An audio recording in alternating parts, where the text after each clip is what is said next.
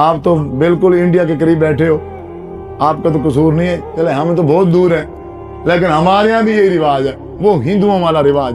ہمارے یہاں یہ رواج ہے جب کوئی بزرگ، جب کوئی ماں فوت ہو جائے، اب پیچھے سے کیا کرتے ہیں، مول صاحب ناراض نہ تھے،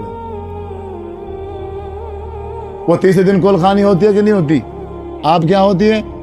ہوتی ہے، شاید کوئی کونا بچا ہوا ہو، ہوتی ہے، کل خانی ہوگی، اور کل خانی کے ساتھ پھر قرآن مجید کو پڑھا جائے گا، حفاظ آئیں گے، قرآن مجید پڑھنے والے آئیں گے، وہ ماشاءاللہ اس کو پڑھیں گے 1 بار 2 بار 3 بار 4 بار 10 بار 50 بار، پھر وہ کیا کیا جاتا ہے، وہ سارا پڑھا ہوا قرآن جمع کیا جاتا ہے، پھر ایک بابا جی بیٹھے ہوتے ہیں مولوی صاحب، پھر ہم سارے کے سارے جس نے پڑھا ہے، پھر ہم کدھر ٹرانسفر کرتے ہیں؟ مولوی نو، پھر مولوی کی کرتا ہے، پھر مولوی ٹرانسفر کرتا ہے مردے نو۔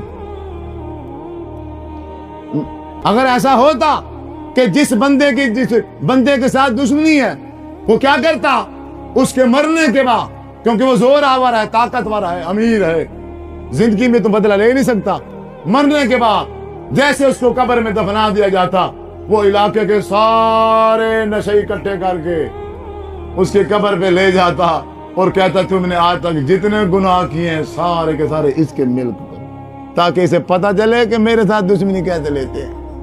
اگر ایسا ہوتا کہ میرے پڑھنے سے، میرے قرآن مجید پڑھنے سے وہ بابا جی، وہ بزرگ جن کو میں جانتا ہی نہیں ہوں، جن کا میں رشتہ داری، جس کا میں بیٹا بھی نہیں ہوں، جس کی میں بیٹی بھی نہیں ہوں، ایک میں اجنبی ہوں، میں اس کو جانتا بھی نہیں ہوں، اگر میرے قرآن مجید پڑھنے سے اس کی بخشش ہو جاتی ہے، تو پھر ہمارے آخر نبی حضرت محمد صلی اللہ علیہ وسلم نے اتنی بڑی بات امت کو کیوں نہیں بتائی؟ آپ کی جو بیٹی فوت ہوئی، آپ نے ایسا کیوں نہ کیا؟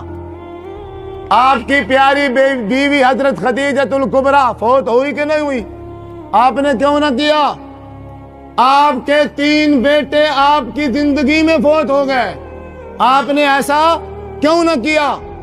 آپ کے چاچا جی آپ کی زندگی میں فوت ہو گئے، آپ نے ایسا کیوں نہ کیا؟ 1,36,000 کم و پیش صحابہ کرام اس دنیا میں آئے اور گئے، فوت کیا ہوئی کہ نہیں ہوئی؟ 1,36,000 صحابہ میں سے کسی ایک صحابی نے بھی ایسا کیوں نہیں کیا؟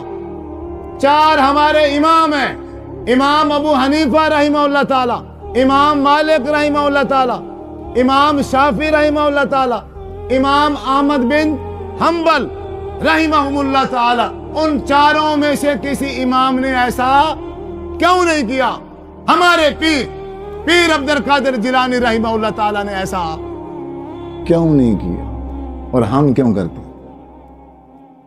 ناراض بعد میں ہونا، پہلے بات سمجھو، پہلے بات، ہاں بیٹا پڑھے گا نا، بیٹا پڑھے گا جب قرآن مجید باپ کے فوت ہونے کے بعد، ماں کے فوت ہونے کے بعد، تو بیٹے کو کہنے کی ضرورت ہی نہیں ہے کہ میں نے جتنا پڑھا ہے میں اپنی ماں کے مل کرتا ہوں یا باپ کے مل کرتا ہوں۔ حضور نے کہا ہے کہ جب اولاد کوئی نیکی کرے گی، جب اولاد کوئی نیکی کرے گی، ماں باپ بھی اس کی نیکی میں برابر کے شریک۔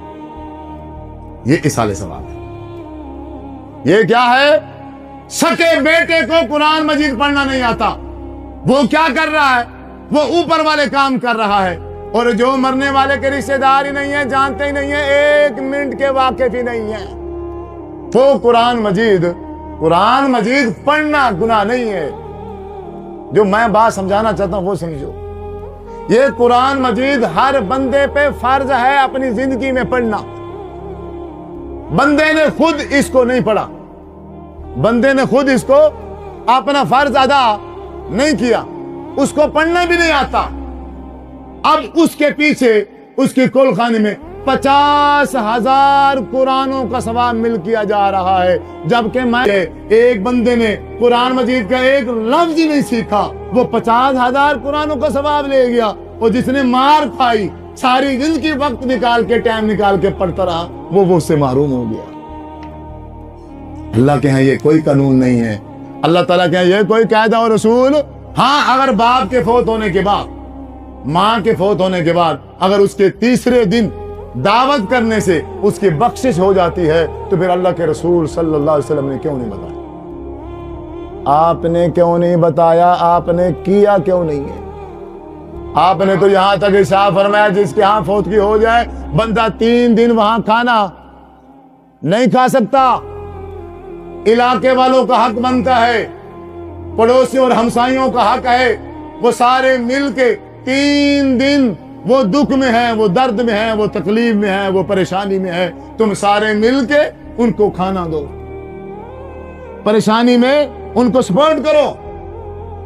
لیکن ہمارے یہاں کیا ہوتا ہے؟ سارا وسیع وہ سارا علاقہ اٹھ کے ان کے آ کے گھر میں بیٹھ جاتا ہے، لو جی کھواؤ، تمہارا پیو نہیں مر گیا؟ پھر آ جاؤ، پھر تھوڑے پیو نے بچکوائیے، چاول کھواؤ گے تو بچ کے ممکن ہے، ایویں تو ایسی پھر دعا نہیں کرنی۔